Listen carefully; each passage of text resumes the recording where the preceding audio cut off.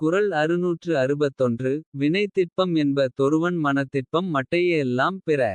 விளக்க உரை மற்றவை எல்லாம் இருந்தும் ஒருவரது மனத்தில் உறுதி மட்டும் இல்லாவிட்டால் அவரது செயலிலும் உறுதி இருக்காது. குறள் 662 ஊரொரால் உற்றபின் ஒல்காமை இவ்விரண்டின் ஆரென்பர் ஆய்ந்தவர் கோள். விளக்க உரை இடையூறு வருவதற்கு முன்பே அதனை நீக்கிட முனைவது. மீறி வந்து விடுமேயானால் மனம் தளராது இருப்பது ஆகிய இரண்டு வழிகளுமே அறிவுடையோர் கொள்கையாம்.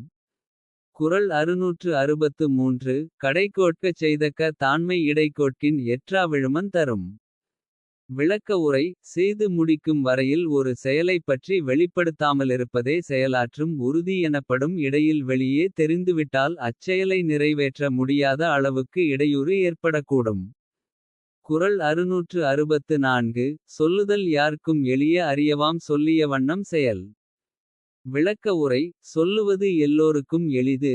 சொல்லியதை செய்து முடிப்பதுதான் கடினம். குறள் 665 வீரெய்தி மாண்டார் வினைத்திட்பம் வேந்தன்கண் ஊரெய்தி உள்ளப்படும். விளக்க உரை செயல் திறனால் சிறப்புற்ற மாண்புடையவரின் வினை திட்பமானது. ஆட்சியாளரையும் கவர்ந்து பெரிதும் மதித்து போற்றப்படும். குறள் 666 எண்ணிய எண்ணியாங் கெய்துப எண்ணியார் திண்ணியர் ஆகப் பெறின். விளக்க உரை எண்ணியதைச் செயல்படுத்துவதில் உறுதி உடையவர்களாக இருந்தால் அவர்கள் எண்ணியவாறே வெற்றி பெறுவார்கள். குறள் 667 உருவுகண் டெல்லாமை வேண்டும் உருள்பெருந்தேர் கச்சாணி என்னார் உடைத்து.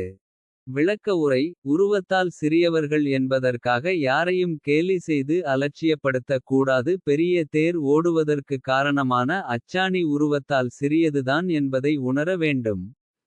குறள் 668 கலங்காது கண்ட வினைக்கண் துளங்காது தூக்கங்கடிந்து செயல். விளக்க உரை மனக்குழப்பமின்றி தெளிவாக முடிவு செய்யப்பட்ட ஒரு செயலை தளர்ச்சியும். தாமதமும் இடையே ஏற்படாமல் விரைந்து நிறைவேற்ற வேண்டும். குறள் 669 துன்பம் உறவரினும் செய்க துணிவாற்றி இன்பம் பயக்கும் வினை.